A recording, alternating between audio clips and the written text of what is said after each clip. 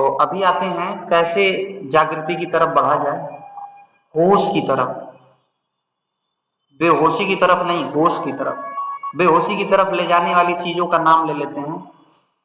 जो भी आपके वायु को बढ़ा रहा है, जो भी आपके मन की चंचलता को बढ़ा रहा है, वो आप।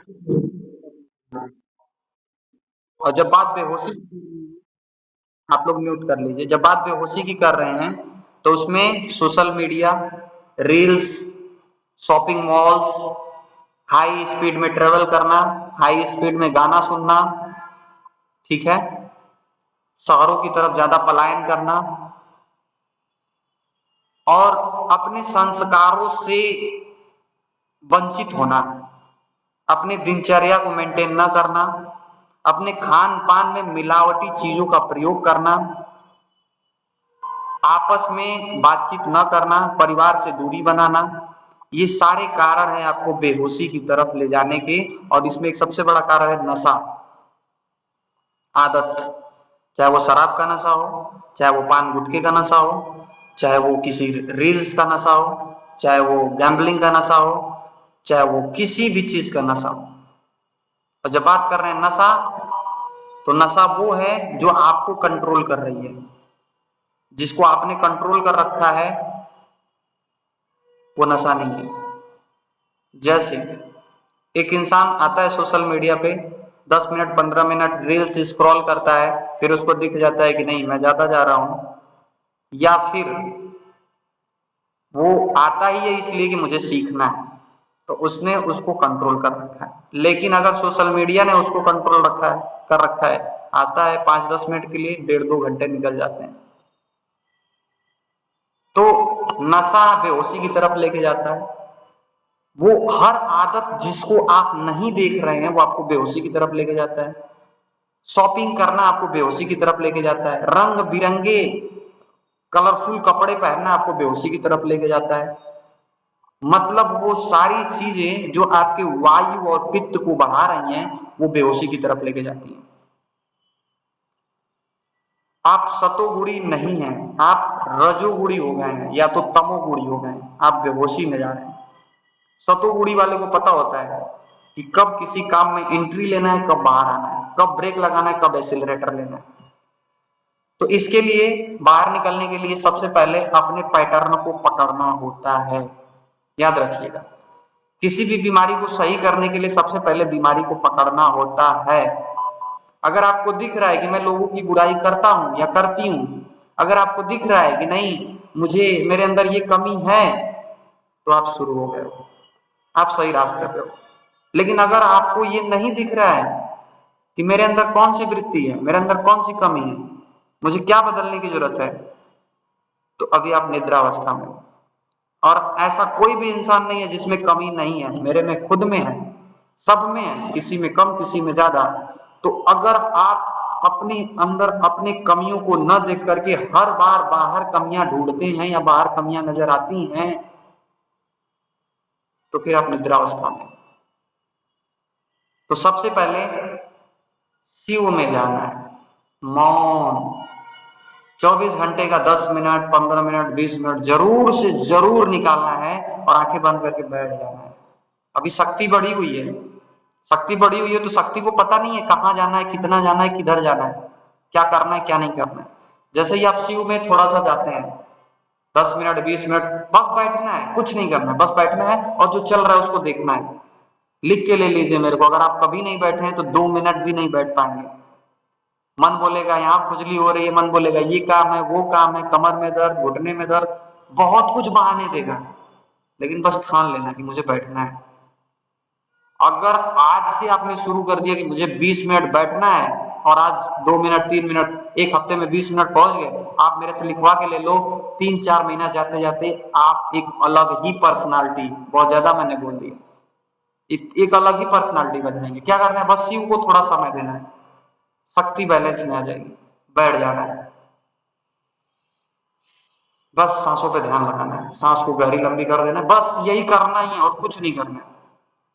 आपको कोई भी बीमारी हो, आप सही होना शुरू हो जाएंगे, क्योंकि शक्ति अनकंट्रोल्ड है, शक्ति नियंत्रित में नहीं है, तो वो बीमारियां पैदा करती है। तो सबसे अच्छा जागृति का तरीका शिव को समय देना। शिव मतलब मौन, ध्यान, आनंद, बस देना है। 20 मिनट बैठना है, बस बैठना है। दूसरा तरीका, अपने हर काम को 2% से 5% स्लो कर दीजिए और उसको देखिए एक तीसरा इंसान बन के। जैसे मैं मीटिंग ले रहा हूं तो विपिन उंगली को ऐसे कर रहा है, मुड़ी कभी नीचे कर रहा है, कभी ऊपर कर रहा है, ठीक है, चेयर पे बैठा हुआ है, इसमें मेरा हैंड रेज हुआ है। ये देखना, अपने आप को ये मान के देखना कि मैं अलग हूं, मतलब बॉडी अलग है, इसको एक इंसान देख रहा है। पहले शरीर के प्रति जागना, फिर मन के प्रति जागना। ये जब शरीर के प्रति जागेंगे तो आपको पता चलेगा कि आप कब कौन सा काम करते हैं तो आपका कौन सा अंग उसमें एक्टिव है। नहीं तो आप देखो ना, कोई टीवी देख रहा है, पैर हिला रहा है, उसको पता ही नहीं। जब आप बोलते हो पैर हिला रहे हो, पैर हिल रहा है। खाना खा रहा है, मोबाइल में देख रहा है, उसको पता ही नहीं। खाना खा रहा है, कभी कभी तो वो खाने को पानी में बोल के खा लिया, ठीक है, तो वो सोया है। जो करना है उसी को करना है, वर्तमान में जीना शुरू करना है। ये सिर्फ 2-3 तरीका आप फॉलो कर लीजिए, आप अपने जीवन में आगे निकल जाएंगे। तीसरा, हर एक चीज के पीछे की चीज को देखना है। कोई लाइन लिख के आ रही है तो लिखने वाला को समझिए कि ये लाइन किसने लिखा, और लिखा तो क्या सोच के लिखा। बात समझिएगा। जैसे एक लाइन आई, स्त्री नरक का द्वार है, अब किसी स्त्री ने देखा इसको, भड़क गई। बात समझिएगा। लेकिन जब उसको लिखा था किसी ने, किस सिचुएशन में लिखा था, हो सकता है कोई पुरुष सब कुछ छोड़ छाड़ के बस स्त्री के पीछे ही पड़ गया हो, तो उसने और भी बहुत सारी चीजें लिखी हों, लेकिन उसी लाइन को किसी ने पकड़ के बहुत फेमस कर दिया। ये भी तो हो सकता है। तो कोई भी चीज जो लिखी है या जो दिख रहा है, किसी का गुस्सा दिख रहा है आपको, आप गुस्सा मत देखना, गुस्से के पीछे देखना। यानी एक लाइन में मैं बोलूं तो दृश्य जगत के पीछे के अदृश्य जगत को आप देखना। जो दिख रहा है उसको, जो चीजें चला रही हैं उसको आप देखना। मैं बोल रहा हूं, उदान वायु चला रही है, समान वायु पे प्रभाव पड़ रहा है। ये थोड़ा आयुर्वेद का टर्म है, नहीं समझ में आएगा। तो ये करना है। खाना स्वादिष्ट बना है आज तो उसमें देखना, मन बहुत शांत था, मैं आनंद में थी, भक्ति वाला गीत बना था। खाना जिस दिन खराब बना, आप देखना, किसी से बहस हुआ था, दिमाग में कुछ खचर पचर चल रहा था। ये सब कुछ जो हो रहा है उसके पीछे की चीज चला रही है, जिसको बोलते हैं अदृश्य शक्ति, जिसको हम देवी देवता का नाम देते हैं, जिसको हम ग्रहों का नाम देते हैं। मंगल ग्रह है क्रोध आक्रोश, शुक्र ग्रह है प्रेम, शुक्र ग्रह बिगड़ा है, मंगल बिगड़ा है, सूर्य बिगड़ा है। ये सब भी सीखेंगे, लेकिन वो देखना आप जो कोई देखता नहीं है। दिख रहा है कि टीम बहुत अच्छा कर रही है, आप उसके पीछे के कारण को समझना। दिख रहा है कि आज मैं काम नहीं कर पा रही हूं, उसके पीछे के कारण को समझना। तो अदृश्य जगत जो दिखता नहीं है, लेकिन उसी की वजह से सब कुछ चल रहा है। जैसे करंट, वायर में करंट दिखता है क्या? नहीं दिखता है। फैन चला रहा है ना, लाइट जला रहा है ना, वायु दिखती है क्या? नहीं दिखती है। सांस चला रही है ना, जीवन चला रही है ना। तो जो नहीं दिखता है उसको महसूस, जब मैं बोल रहा हूं जो नहीं दिखता उसको देखना मतलब महसूस करना, उसका अनुभव करना। आपने कभी महसूस किया किसी कमरे में कोई लड़ रहा था, अचानक से आप गए, आपको पता नहीं वो लड़ रहा था, लेकिन वहां का वातावरण आपको अजीब लग रहा है, फील हो जाता है कुछ हो रहा था अभी यहाँ पे। इंट्यूशन बोलते हैं इसको। थर्ड आई, आज्ञा चक्र, जिसका जितना एक्टिव रहेगा आने वाली चीजों को भी वो महसूस कर लेगा। मेरे साथ महसूस होता है बहुत कुछ। मेंटेनेंस करके रात में हम लोग काम करके रोड के किनारे खड़े थे, 20 सेकंड पहले मेरे मन में एक विचार आया कि एक ट्रक आ रहा है हमारी तरफ तेजी से, मैंने उसको इग्नोर कर दिया और मेरा पार्टनर मेरा हाथ पकड़ के पीछे खींचा, एक ट्रक सामने से बगल से गुजरा। होता है ये। आपको दिखेगा कि आपका बेटा अगर यहाँ जा रहा है तो आपको एहसास हो जाएगा कि मत जा अभी। कई सारे लोगों को अनुभव होता है। जानवरों को पहले अनुभव हो जाता है, कहीं भूकंप आने वाला होता है भाग जाते हैं वहां से। क्या हम जानवर से भी बदतर हैं? नहीं, बस हम सोए हैं, हम निद्रावस्था में हैं। जब जागृत अवस्था में होंगे ना तो हमें हमारी शक्तियों का पता चलेगा। तो ये फिर छोटी मोटी चीजें दिखेंगी आपको। ऑफर क्वालिफाई करना आपको लगेगा यार क्या ही है, अभी आपको बड़ा लग रहा है ना, कुछ नहीं है। काम करना, आप ऐसे ऐसे काम करोगे, मजाक नहीं, सीरियस मैं बोल रहा हूँ। लोगों को देना, लोगों की सेवा करना, लोगों से बातें करना आपके लिए खेल बन जाएगा।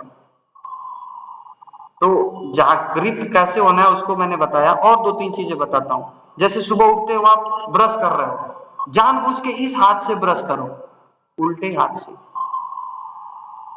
होता क्या है, आप प्रोग्राम हो, आप रीप्रोग्राम करो। अवेयर होने का और अच्छा तरीका क्या है, आप कपड़ा धुल रहे हो, हर दिन जिस स्टाइल में धोते हो आप दूसरे स्टाइल में धो। आप नहाते हो, थोड़ा दूसरे स्टाइल में नहाओ। पानी को डालो तो उसको महसूस करो, बूंद बूंद को कभी बॉडी में महसूस किया करो, बहुत मजा आता है। कभी अपने बेटे को प्रेम करना हो, अपने पैर पे सुला लो, उसके बालों को महसूस करो, देखो कितना मजा आएगा। अभी प्रेम क्यों नहीं हो रहा है, प्रेम क्यों क्यों, क्यों नहीं कोई कर पा रहा है? क्योंकि बॉडी तो साथ में है लेकिन ध्यान कहीं और है, तो प्रेम कहां से होगा? असली प्रेम भी तभी होता है जब उसका मन उसके शरीर के साथ जुड़ा होता है और वर्तमान में होता है। असली काम भी तभी होता है, सब कुछ जब आप वर्तमान में होते हैं तब और अच्छे से और आनंद में होता है। तो जो विधियां बताई, विधियां तो बहुत सारी हैं लेकिन दो तीन विधियां आप फॉलो कर लीजिए। पहले 20 मिनट बैठना शुरू करिए। बैठने का मतलब यहाँ पे धर्म से कोई लेना देना नहीं है, और धर्म की मैंने परिभाषा बताया था, जो आपके पंच तत्वों को जितना अच्छे तरीके से बैलेंस करे वही अच्छा धर्म है।